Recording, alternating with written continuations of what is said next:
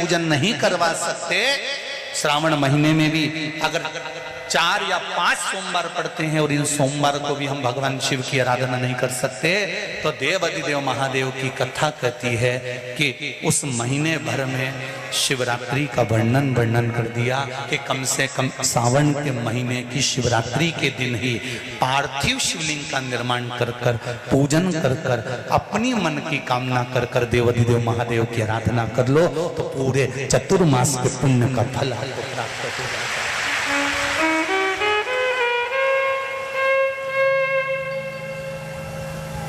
चतुर्मास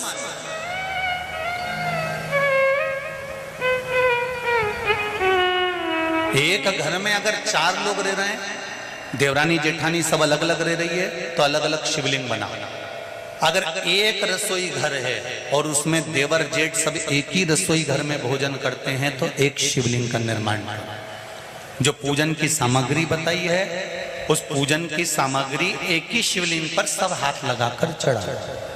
अगर परिवार में 10 चूल्हे हैं, ऊपर नीचे भोजन बनता है, अलग अलग बनता है, तो फिर 10 शिवलिंग का निर्माण करो। मना 5 चूल्हे हैं तो 5 शिवलिंग का निर्माण करो। घर में अगर तुम्हारे अभी आज मेहमान आए हुए हैं, क्योंकि कथा चल रही है, तो इंदौर में तो ढेर सारे मेहमान भरे हुए हैं और मेहमान आए हैं, तो उन मेहमानों से भी निवेदन है कि घर के लोग जो शिवलिंग का निर्माण करें, आप उसी का स्पर्श कर कर उसी में पूजन करो। पर ऐसा कोई घर नहीं रहना चाहिए जहां पर शंकर भगवान के पार्थिव शिवलिंग का निर्माण ना हो। एक श्रावण महीने का शिवरात्रि और एक शुक्ल पक्ष की द्वितीया, कौन सी तिथि? अरे बोलो जम के। शुक्ल पक्ष की द्वितीया, दूज। जो शुक्ल पक्ष की दूज आती है ना, द्वितीया, शंकर भगवान के फोटो का दर्शन करा है आप लोगों ने?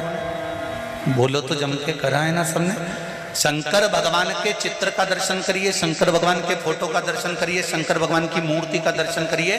शंकर भगवान के मस्तक पर जो चंद्रमा रखा हुआ देखते हैं आप लोग, शिव जी के मस्तक पर जो चंद्र देखते हैं, वो चंद्र कौन सी तिथि का रखा था शंकर भगवान? कभी कभी अगर आपकी समाज में प्रश्न मंच होता है ना, तो उसमें प्रश्न पूछना चाहिए कि शंकर भगवान के मस्तक पर जो चंद्रमा रखा है वो कौन सी तिथि का रखा है?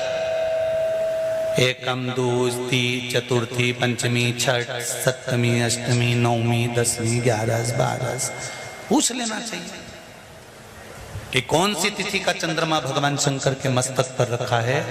तो हमारा शास्त्र कहता है, स्कंद पुराण कहती है, पद्म पुराण कहती है, अग्नि पुराण कहती है, लिंग पुराण कहती है, नर्मदा पुराण कहती है, नारद पुराण कहती है, और कूर्म पुराण और विष्णु पुराण वर्णन करती है कि शिव जी के मस्तक पर जो चंद्र रखा है वो शुक्ल पक्ष की द्वितीया का रखा है।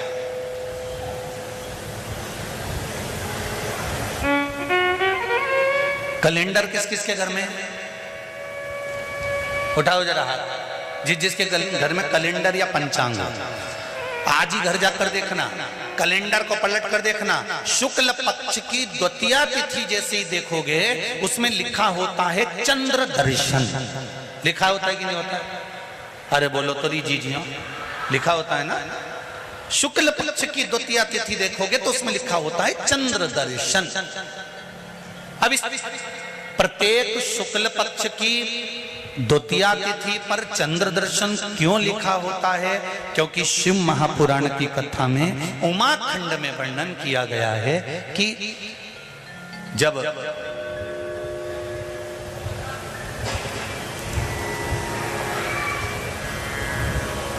चंद्रदेव को दक्ष प्रजापति का श्राप लग गया, चंद्र तुम मेरी एक पुत्री के प्रति स्नेह रखते हो और बाकी की पुत्रियों की ओर तुम देखते तक नहीं। मैं तुम्हें श्राप देता हूं कि तुम्हें काया का रोग हो जाए, तुम्हारी काया गलना प्रारंभ हो जाए और तुम्हें तुम्हारे इस रोग से कभी मुक्ति नहीं मिलेगी। चंद्र दुखी हो गए।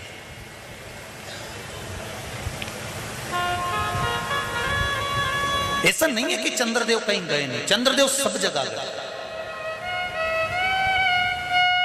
भगवान विष्णु के पास भी गए, भगवान ब्रह्मा जी के पास भी गए, इंद्रदेव के पास भी गए। सब जगह घूमने के बाद भी चंद्रदेव को जब सुख का भान नहीं हुआ, तब देवऋषि नारद के पास पहुंचे।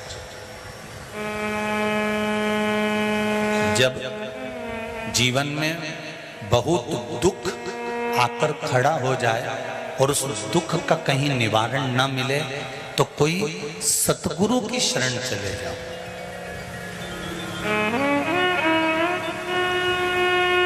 और सतगुरु भी वो होना चाहिए जिसको अपनी पूजन से मतलब नहीं, उसको परमात्मा की पूजन से मतलब होना चाहिए। सत्य मार्ग की ओर प्रशस्त कर,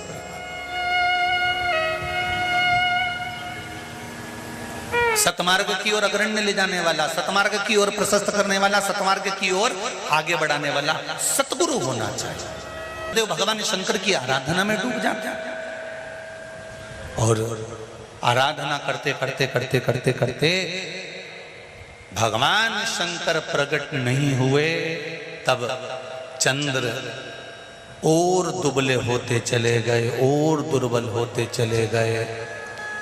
शरीर चंद्रदेव का टेढ़ा होने लगा, क्योंकि केवल हड्डी का कंकाल चंद्रदेव का रह गया। मांस काया टपक टपक कर गिरती रही और चंद्रदेव की काया जब और शिथिल होती गई, एकदम दुर्बल होते चले गए। सारे पूरे महीने में चंद्र की स्थिति देखना और शुक्ल पक्ष के द्वितीया तिथि के चंद्र की स्थिति देखना। शुक्ल पक्ष का द्वितीया का जो चंद्रमा होता है वो एकदम पतला, कमजोर और वक्रीय सा होता है। किस किस ने करें दर्शन? करें आप लोगों ने दूज के चंद्रमा के? एकदम पतला, कमजोर, दुर्बल, वक्रीय सा नजर आता है। तब चंद्रदेव को देखा भगवान शंकर ने और लगा कि अब इसके प्राण रहने वाले नहीं। तब भगवान शंकर दौड़कर उस शिवलिंग में से प्रकट हो जाते हैं, चंद्र की काया ठीक कर देते हैं। तो चंद्र कहता है आप कृपा करो। भगवान ने उसी चंद्र को, द्वितीया के चंद्र को अपने मस्तक पर धारण कर लिया और द्वितीया के चंद्र को मस्तक पर धारण कर कर भगवान शंकर ने कह दिया कि सुनो चंद्रदेव, आज शुक्ल पक्ष की द्वितीया तिथि है, जिस दिन मैंने आपको अपने मस्तक पर धारण करा है। जो भी शुक्ल पक्ष की द्वितीया तिथि को चंद्र का दर्शन करेगा, उसकी जिंदगी में कभी रोग से वो ग्रसित नहीं होगा। हम पहले भी कथा में कहे, आज फिर कहते हैं, जिसकी लीवर, किडनी, जिसकी काया बेकार हो रही हो, चमड़ी सफेद पड़ रही हो, काले काले छट्टे पड़ रहे हो, सोराइसिस जैसी बीमारी हो गई हो, कैंसर जैसा रोग हो गया हो, बड़े से बड़ा रोग, अगर किडनी, लीवर कितना भी बेकार से बेकार हो गया, डैमेज से डैमेज हो गया, उसको शुक्ल पक्ष के द्वितीया चंद्रमा का दर्शन करना चाहिए। और शुक्ल पक्ष के द्वितीया चंद्रमा का दर्शन कर कर प्रदोष काल के समय पर, कौन सा काल? शाम के समय। प्रदोष काल मालूम है सबको? सूर्य जब डूबता है उसके 45 मिनट पहले से सूर्य डूब जाए उसके 45 मिनट बाद तक।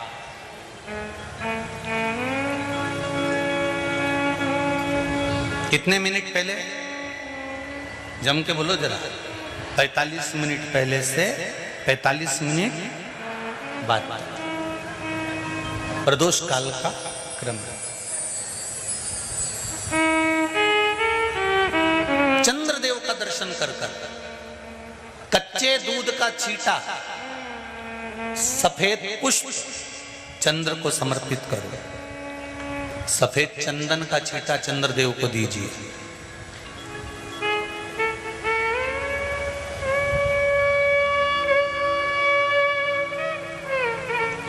और चंद्रदेव को छींटा देने के बाद जो दूध है उसका छींटा अपने तन पर लीजिए, सफेद चंदन थोड़ा सा अपने शरीर पर लगा लीजिए। कितना भी विषम से विषम रोग हो, कितना भी किडनी, लीवर, चाहे कैंसर जैसा रोग हो, मेरा चंद्र शुक्ल पक्ष के द्वितीया के चंद्र में शंकर भगवान स्वयं विराजमान होकर अपने भक्त को रोग से मुक्त करते हैं। द्वितीया के चंद्र, उनके बोलो कौन सी तिथि है? शुक्ल पक्ष के द्वितीया तिथि का चंद्र का दर्शन व्यक्ति को जीवन का सुख देता है। जिसके आंखों में तकलीफ हो, श्रवण शक्ति में तकलीफ हो, बोलने में, मुख में तकलीफ उत्पन्न होती हो, भारी से भारी रोग, शुक्ल पक्ष की द्वितीया तिथि को भगवान शंकर ने चंद्रदेव को अपने मस्तक पर धारण करा। तो शंकर भगवान ने कह दिया, सुनो चंद्रदेव, आज शुक्ल पक्ष की द्वितीया तिथि को मैंने आपको अपने मस्तक पर धारण करा है। संसार में रहने वाला, मृत्यु लोक में रहने वाला, चाहे देवलोक में रहने वाला, चाहे जिस लोक में वो निवास कर रहा है, अगर शुक्ल पक्ष के द्वितीया तिथि के चंद्रमा का दर्शन करेगा तो वो रोग से मुक्त रहेगा। अब हमारे यहाँ इतनी अच्छी अच्छी तिथियां दी हैं, कैलेंडर तक में लिखा हुआ है कि चंद्र दर्शन। अब उसके बाद भी लोग चंद्र दर्शन नहीं करें तो फिर उनका भाग्य बेकार। पंचांग में लिखा है कि चंद्र दर्शन, बोलो सही है कि गलत है? उस पे पंचांग में लिखा है कि चंद्र दर्शन, शुक्ल पक्ष की द्वितीया तिथि चंद्र दर्शन। गए सब दूर कथा करे हैं, कोई कथा करते करते अभी कथा चालू करी। 1999 को पहली कथा करी थी, जब से कथा का क्रम चल रहा।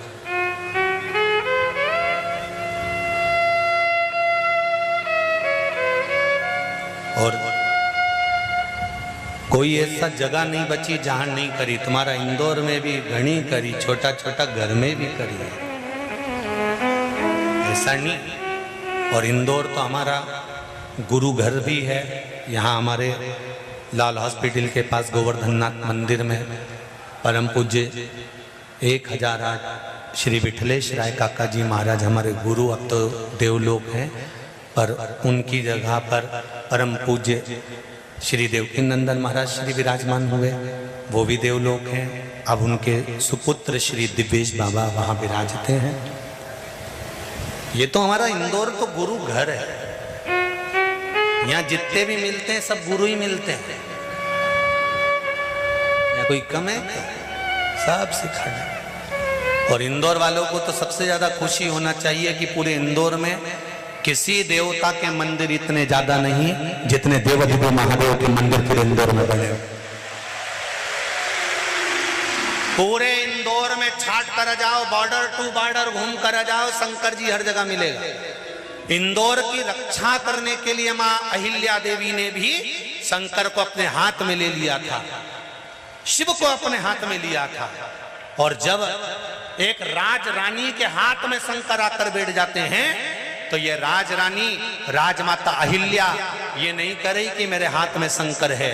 राजमाता पूरे इंदौर वासियों को प्रेरणा देकर गई है कि मेरी दुख की घड़ी में मैंने शंकर का हाथ में ले लिया था, तुम्हारे दुख की घड़ी में भी तुम महादेव का साथ लेकर चलना, दुख नहीं है।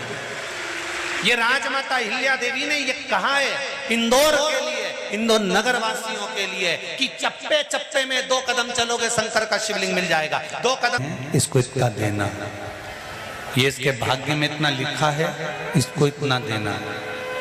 इसने ऐसा कर्म करा है तो इसको इतना प्रदान करना। पर मेरे महादेव बिना सोचे समझे आपने 1 लोटा जल चढ़ाया और 1 बेलपत्र महादेव को समर्पित करी। इतनी देर में तो महादेव इतने प्रसन्न हो जाते हैं कि जो बन सकता है वो उठा कर दे देते हैं।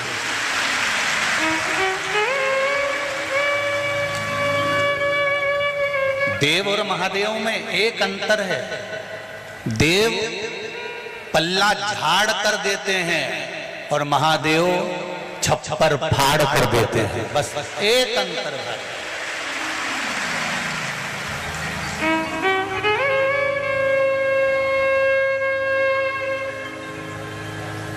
तुम ला कर दो। प्रतिदिन चिता की भस्म को लाने का काम तुम्हारा है। और भस्मासुर चिता की भस्म लेकर आता, ढूंढता रहता, कोई चिता जली, उसकी भस्म उठाकर लाता, देवाधिदेव महादेव को लाकर दे देता। महादेव अपने तन पे चढ़ा देते।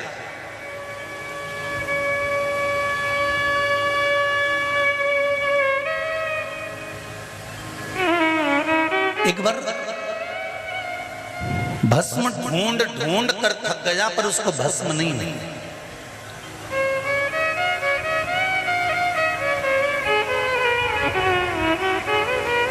खूब ढूंढी उसने भस्म, पर भस्म नहीं मिली। वो अपनी पत्नी के पास गया और पत्नी से पूछा कि अब मुझे करना क्या चाहिए, मुझे चिता की भस्म नहीं मिल रही, क्या मैं अपने शरीर को जला दूं और वो भस्म शंकर जी को चढ़वा दूं? पत्नी बड़ी चतुर थी। पत्नी ने कहा तुम अपने प्राण क्यों छोड़ते हो, एक काम करो, शंकर जी की आराधना करो, शंकर जी से कुछ ऐसा मांग लो, कब तक दूसरी फैक्ट्री का माल ला कर दोगे? अपनी खुद की फैक्ट्री चलना चाहिए। कब तक मुर्दों को ढूंढते रहोगे, उनकी चिता भस्म ढूंढते रहोगे? अपनी खुद की फैक्ट्री चालू करो। तो भस्मासुर ने पूछा खुद की फैक्ट्री कैसे? शंकर जी से वर मांगो कि मुझे ऐसा वर दो कि मैं जिस पे हाथ रखूं वही भस्म हो जाए। अपनी खुद की फैक्ट्री चालू हो जाएगी, जिस पे हाथ रखोगे भस्म हो जाएगा, भस्म लाके शिव जी को चढ़ा देना।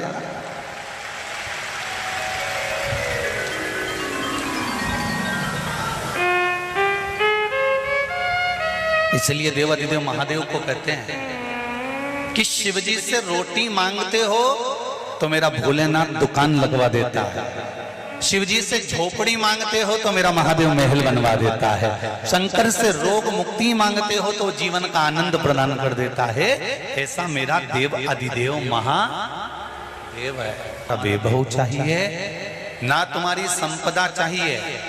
गुरुदेव और महादेव को केवल तुम्हारे जीवन के थोड़े से समय में से थोड़ा समय देना प्रारंभ कर दो तो गुरुदेव और महादेव तुमको वैसे ही निहाल बना देंगे। आप थोड़ा सा समय निकालो, नहीं मिलेगा आपको समय, जब तक है ये जिंदगी फुर्सत ना मिलेगी काम से, ऐसा कोई समय निकालो प्रेम बढ़े भगवान से। जब तक जीवन है, मनुष्य की देह है, मानव का शरीर है, तब तक कोई फुर्सत तुमको नहीं मिलने वाली। चढ़ा सकते हैं मत चढ़ाओ, एक चावल का दाना नहीं चढ़ा सकते हैं मत चढ़ाओ, 3 बार ताली नहीं बजा सकते हैं मत बजाओ, मंदिर के द्वार पर नहीं जा सकते हैं मत जाओ। शिव महापुराण की कथा कहती है कि मंदिर के शिखर का दर्शन कर लो तो भी तुम्हारा जीवन सार्थक हो जाएगा। इतना भी नहीं कर सकते तो मंदिर के दरवाजे के बाहर से निकल कर चले जाओ, उसमें भी तुम्हारा कल्याण हो जाएगा। और इतना भी नहीं कर सकते तो कोई मंदिर से निकल कर आ रहा हो, उसके मस्तक पर त्रिपुंड लगा हुआ है, उसके गले में रुद्राक्ष की माला पड़ी हुई है, उसके मुख पर श्री शिवाय नमस्तुभ्यम का जाप है, पंचाक्षर नमः शिवाय का जाप है, षडाक्षर ओम नमः शिवाय का जाप है, महामृत्युंजय का स्मरण कर रहा है, शिव का गुणगान कर रहा है। ऐसे मंदिर से निकलकर जाने वाले व्यक्ति का भी मात्र दर्शन कर लोगे, वो भी तुम्हारे सामने आकर खड़ा हो जाएगा, तो भी तुम्हें अगला जन्म नहीं मिलेगा, तुम्हारा कल्याण निश्चित है।